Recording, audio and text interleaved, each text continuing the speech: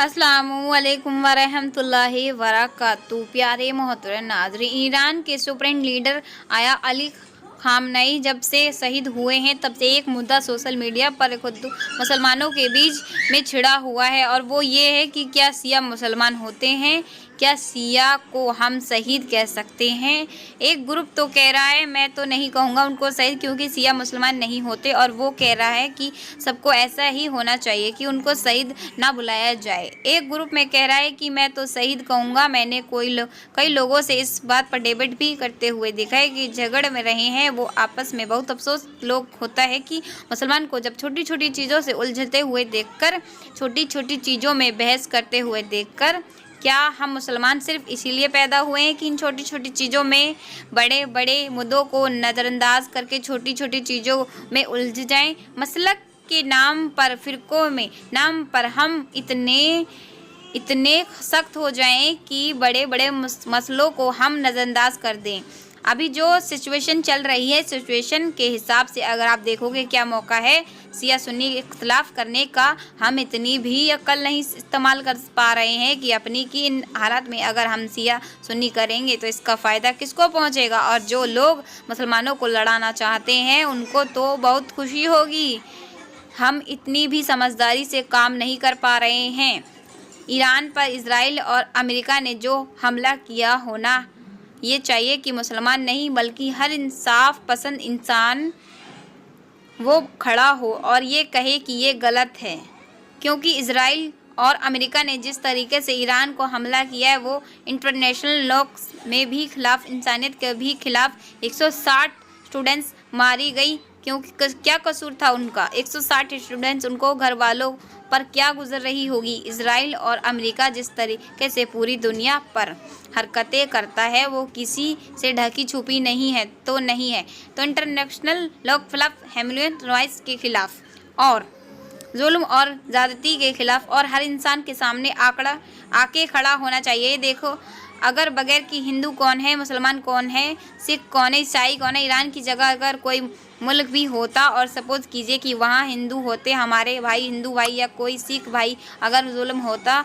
तो हम खड़े होंगे, और जालिम अगर मुसलमान भी तब भी हम बोलेंगे कि हम जुल्म कर रहे हैं। कुरान में अल्लाह तबारक व तआला खुद फरमाता है कि ए ईमान वालो, इंसाफ की बात करो, इंसाफ की बात करो, जुल्म के खिलाफ बोलो, गलत को गलत कहो, चाहे वो तुम्हारे अपनों के खिलाफ हो। तो ईरान के साथ अगर आप खड़े हों तो पहली जो बुनियादी चीज़ है वो है ये कि ईरान पर जो गलत तरीके से हमला किया गया, कि कम्प्रेशन चल रही है, टैक्सेशन चल रही है, बस आपने हिसाब काम कर दिया।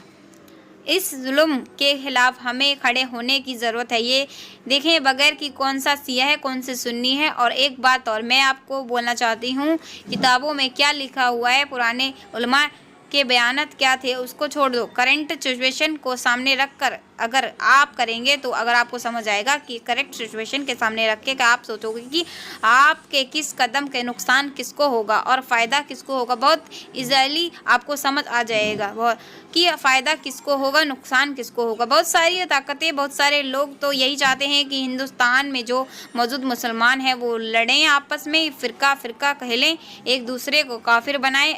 अरे मेरे भाई, कौन काफिर है कौन मुसलमान है, छोड़ो ये। अरे भाई, अल्लाह पर एक आदमी जब अपनी ज़ुबान से कह रहा है मैं मुसलमान हूँ, मानो उसको मुसलमान।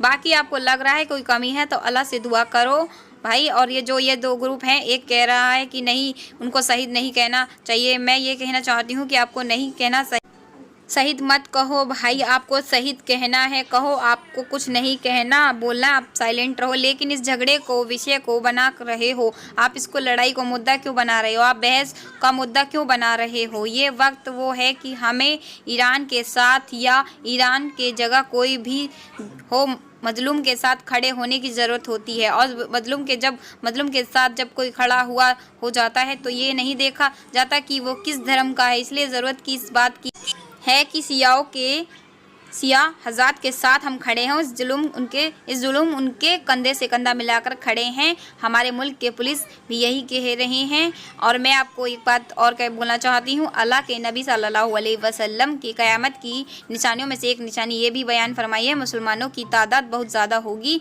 लेकिन उनके अंदर झगड़े बहुत होंगे, इख्लाफ बहुत होंगे, मसलक का इख्तलाफ, फ़िरके का इख्तलाफ, जिसकी वजह से उनकी अपनी एक कोई ताकत नहीं होगी, कोई हैसियत नहीं होगी, और पूरी दुनिया के अंदर उन पर जो जैसे चाहेगा वो जुल्म कर देगा। इस हदीस को आप जब पढ़ेंगे तो सहाबा हैरान हो गए सुनकर, या रसूलल्लाह, हम तो अभी थोड़े से हैं, पूरी दुनिया में हमने इंसाफ कायम कर रखा हुआ है, जुल्म कर हम डट कर मुकाबला करते हैं, ऐसा भी होगा कि मुसलमानों की इतनी तादाद होगी? और तो हुजूर ने फरमाया कि हाँ, उस वक्त क्या होगा कि उनके दिल में दुनिया की मोहब्बत होगी, मौत का खौफ होगा और आपस की इख्तलाफ। आज वही तो सब हो रहा है। मैं आप लोगों को इससे गुजारिश करना चाहती हूँ कि देखो, आयतुल्लाह हम उनके बारे में मेरे इल्म में नहीं कि उन्होंने आज तक कोई बात ऐसी कही जिससे इंसान दायरे इस्लाम खारिज होता हो। मेरे इल्म में नहीं कि आज तक उन्होंने ऐसा बोला हो जिससे वो दायरे इस्लाम खारिज होते हों। छोटे से छोटे मसले अलग हैं, लेकिन जिस चीज़ का काम इंसान इस्लाम के दायरे से खारिज हो जाता है, मैंने कोई उनके मुंह से ऐसी बात नहीं सुनी। जब मैंने कोई ऐसी बात नहीं सुनी तो मैं कैसे कह सकती हूँ कि कोई इंसान काफिर है, कोई इंसान इस्लाम से खारिज है। इसलिए बहुत सारी बातें हमारे मुआशरे में ऐसी हैं जो सुनी सुनाई है, जिनका वजह से सिया, सुन्नी, बरेली, देवबंदी मुसलमानों का एक दूसरे से ताल्लुक़ जो मजबूत होना चाहिए वो नहीं हो पाता है। बाज़ दफ़ा कुछ उलमा ऐसे होते हैं जो ऐसी बातें बोलते हैं कि एक नफ़रत के बीज मुसलमानों के दिलों में बो जाते हैं। वो बरेली ऐसे बयान करेंगे, दूसरे उलमा ऐसे बयान करेंगे, एक मसलक का दूसरे मसलक के लिए नफ़रत पैदा हो जाती है। याद रखिएगा, जो सिचुएशन करंट चल रही है, इस करंट सिचुएशन में अगर आपको कोई तोड़ने की बात आपसे कर रहा है, वो आपका आलिम नहीं। जो आपसे नफ़रत की बात कर रहा है वो आपका आलिम नहीं, वो आपका रहबर हो ही नहीं सकता। जो आपके बीच में मसला की दीवार को खड़ा करने की कोशिश करे वो आपका रहबर हो ही नहीं सकता, वो आपका आलिम नहीं है, वो शैतान का काम कर रहा है। इन दिन सिया अल्लाह फरमाता है, दिन में टुकड़े टुकड़े ना करो, इख्तलाफ मत पैदा करो, फफू अल्लाह की तरफ दौड़ो, वब्तिला ज़मी, अल्लाह की रस्सी को मजबूती से पकड़ लो। मेरे अजीज़ नौजवानों, मेरे भाइयों, मैं आपको ये समझाना चाह रही हूँ कि इत्तेहाद, इत्तेफाक, प्यार, मोहब्बत, नफ़रत नहीं, नफ़रत की कोई जगह नहीं है इस्लाम के अंदर। अरे इस्लाम तो गैरों से भी प्यार करने की तालीम देता है, वो अपनों से नफ़रत की तालीम कैसे देगा?